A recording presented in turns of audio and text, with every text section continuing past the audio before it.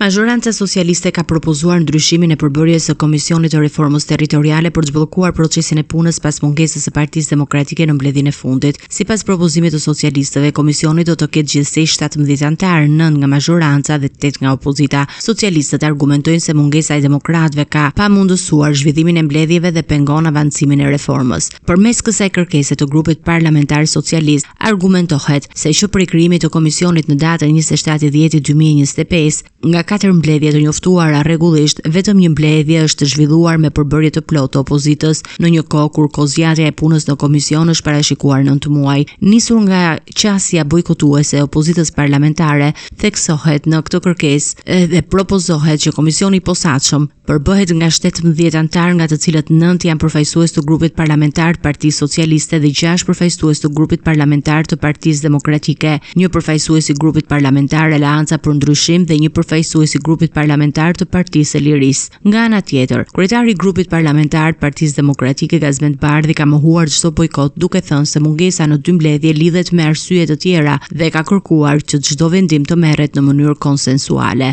Nëse ju themi se duhen procese konsensuale, hajde të gjejmë mekanizma dialogu në frymën e rekomandimeve të BE-s. Ju thoni jo, hajdeni këtu, flisni kot. Ne do të bëjmë çfarë të duam. Për çfarë ju duhet opozita në tryezë? Për të shitur ju fasadën sikur çdo gjë funksionon normalisht? Jo, nuk është asgjë normale. Ju e dini këtë dhe çdo mik ynë ndërkombëtar e di.